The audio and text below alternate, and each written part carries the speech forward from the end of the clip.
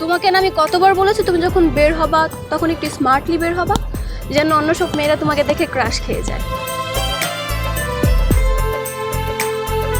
আচ্ছা, অন্য মেয়ে যদি আমাকে দেখে ক্রাশ খায় তাতে তোমার লাভ কি? মানে অন্য মেয়ে যদি আমাকে দেখে ক্রাশ খায়, তোমার হিংসা হওয়া উচিত না? না, আমার তো হিংসা হবে না। অন্য মেয়েরা যদি তোমার উপর ক্রাশ খেয়ে যায় তখন তো উল্টো আমার আর ভালো লাগবে। কেন ভালো লাগবে?